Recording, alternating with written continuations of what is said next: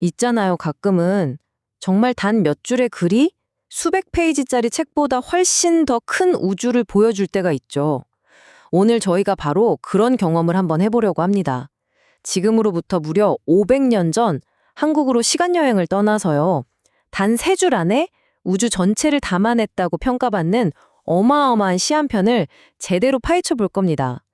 이 짧디짧은 시가 과연 오늘날을 사는 우리에게 어떤 놀라운 이야기를 들려줄지 한번 같이 빠져들어가 보시죠. 네, 바로 이 시입니다.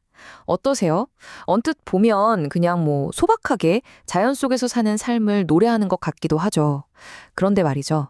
대체 어떻게 이 작고 초라해 보이기까지 하는 공간이 한 사람에게는 이 세상 그 무엇보다도 넓고 풍요로운 하나의 완벽한 우주가 될 수 있었을까요? 자, 그 비밀을 지금부터 하나씩 아주 천천히 풀어보겠습니다. 자, 그럼 대체 이 위대한 계획을 세운 설계자가 누구냐? 바로 조선시대의 학자이자 관리였던 송순이라는 인물입니다. 이분이요, 무려 10년이라는 시간을 들여서 아주 작은 오두막 한 채를 짓겠다는 어떻게 보면 소박하지만 또 어떻게 보면 정말 원대한 꿈을 꾸는 거죠. 근데 이분이 그냥 평범한 관리는 아니었어요. 관직에서 물러난 다음에는 자연의 아름다움을 노래하는 우리가 강호가도라고 부르는 문학 장르를 사실상 개척한 정말 중요한 선구자였거든요. 그러니까 이분의 인생 전체가 어쩌면 이 작은 초가집 한 채를 짓기 위한 긴 여정이었다? 이렇게도 볼 수 있는 거죠. 그래서 이 시가 더 깊이 있게 다가오는 것 같습니다. 자, 시의 첫 구절부터 한번 뜯어볼까요? 초려삼간, 말 그대로 지프로 지은 세 칸짜리 집이란 뜻인데요. 이 단어 하나에 정말 많은 의미가 담겨 있습니다. 이건 그냥 나 여기 살아요 하는 주거 공간을 말하는 걸 넘어서서요. 뭐랄까, 나는 세상의 부와 명예 같은 건 다 내려놓고 소박하고 겸손하게 살겠다고 선언하는 시인의 출사표 같은 거라고 할 수 있어요. 바로 이겁니다. 이 초가집이 절대 실패나 가난의 상징이 아니라는 거. 오히려 물질적인 풍요를 넘어서서 정신적인 자유를 찾으려는 안빈낙도의 삶. 그걸 살기 위한 아주 용기 있고 의도적인 선택이었다는 거죠. 생각해보면 이거 오늘날 우리가 말하는 미니멀리즘하고도 딱 맞닿아 있는 지점 아닌가요? 자, 그럼 이제 3칸 중에 1칸은 시인 자기 차지가 됐습니다. 그럼 남은 2칸은 누구한테 줬을까요? 여기서부터 이 시의 진짜 기발한 상상력이 폭발하기 시작합니다. 정말 깜짝 놀라실 거예요. 와, 이거 정말 낭만적이지 않아요? 시인이 남은 2방의 세입자로 초대한 게 누구냐면요. 바로 밤하늘에 떠있는 달, 그리고 살랑살랑 귓가를 스치는 맑은 바람이었던 겁니다.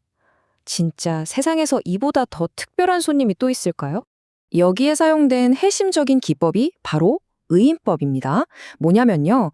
달하고 바람을 그냥 자연현상으로 보는 게 아니라 사람처럼 인격을 가진 아주 소중한 친구로 대한 거예요. 이렇게 하니까 어떤 효과가 생기냐면 자연이라는 게 저 멀리 있는 구경거리가 아니라 바로 내 옆에서 내 방을 같이 쓰는 가장 가까운 친구가 되는 거죠. 정말 대단하죠? 네, 지금까지는 시인하고 달, 그리고 바람이 옹기종기 모여 사는 이 아늑한 오두막 안을 들여다봤습니다. 정말 친밀하고 따뜻한 공간이죠. 하지만 시인이 만든 우주가 이 작은 집 안에만 있진 않겠죠? 자, 이제 문을 활짝 열고요. 오두막 밖으로 훨씬 더 넓은 세상으로 시선을 한번 옮겨보겠습니다. 자, 보세요. 집 안에는 이제 빈 방이 없어요. 꽉 찼습니다. 그런데 밖에는 강도 있고 산도 있잖아요. 이 거대한 자연을 오두막 안으로 들일 수는 없는데 과연 시인은 어떤 기발한 아이디어를 낼까요? 바로 이 마지막 구절. 이게 바로 이 시의 활용점정, 클라이맥스입니다. 집 안에 들일 수 없는 이 거대한 강과 산이라는 물리적인 한계가 있잖아요. 이걸 시인이 오직 상상력 하나로 가뿐하게 뛰어넘어 버립니다. 정말 대담하고 멋진 해결책이에요. 바로 이 생각, 이 아이디어 하나가 이 시를 영원한 명작으로 만든 겁니다. 아니, 저 거대한 자연을 그냥 내 방에 두는 병풍으로 삼겠다니, 이 얼마나 엄청난 비유인가요? 이 말 한마디로 시인은 저 광활한 우주를 자기만의 아주 사적인 공간으로 확 끌어들여서 완벽하게 자기 것으로 만들어버린 거죠. 이제 온 세상이 이 시인의 정원이 된 거나 마찬가지예요. 자, 이제 퍼즐 조각이 다 맞춰졌습니다. 작은 집, 그 안에 친구처럼 함께 사는 달과 바람, 그리고 바깥에서 병풍이 되어주는 강과 산. 이 모든 것들이 모여서 과연 어떤 거대하고 아름다운 철학적 그림을 완성하는지 마지막으로 한번 확인해 보시죠. 이 설계도를 한번 보세요. 정말 완벽하지 않나요? 처음에는 가장 작고 겸손한 공간에서 시작하잖아요. 그러다가 시야를 점점 넓혀가면서 마침내는 우주 전체를 품에 안는 이 엄청난 스케일. 이야말로 이 시가 가진 건축적인 아름다움이라고 할 수 있겠습니다.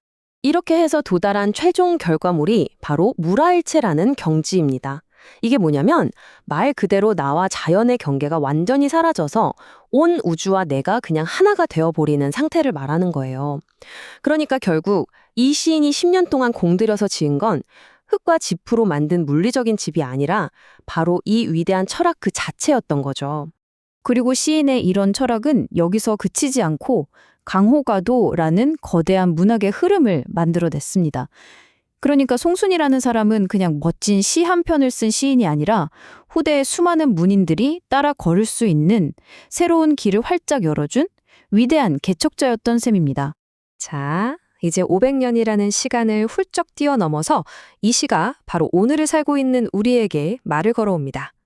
과연 이 오래된 시가 이렇게나 복잡한 현대사회를 살아가는 우리에게 어떤 지혜를 줄 수 있을까요? 그 마지막 메시지를 한번 들어보시죠. 결론적으로 이 시는 그 자체로 하나의 완벽한 세계인 셈입니다. 나와 달, 바람이 함께하는 아늑하고 친밀한 내부 세계가 있고요. 그리고 강과 산이라는 거대한 외부 세계가 있죠. 시인은 상상력이라는 아주 멋진 다리를 놓아서 이 둘을 완벽하게 연결하고 조화를 이루게 한 겁니다. 바로 이것이 단 세 줄에 담긴 명강의의 핵심이라고 할 수 있겠습니다. 결국 이 500년 된 시가 우리에게 던지는 질문은 바로 우리 자신을 향하고 있는 것 같아요. 온갖 물건들과 정보, 소음으로 빈틈 하나 없이 꽉꽉 채워진 우리의 삶 속에 과연 우리는 달빛을 들이고 맑은 바람이 머물다 갈 수 있도록 비워둔 한 칸의 방을 가지고 있을까요? 여러분의 마음속 그 공간에 대한 질문을 마지막으로 남기면서 오늘 이야기는 여기서 마치겠습니다.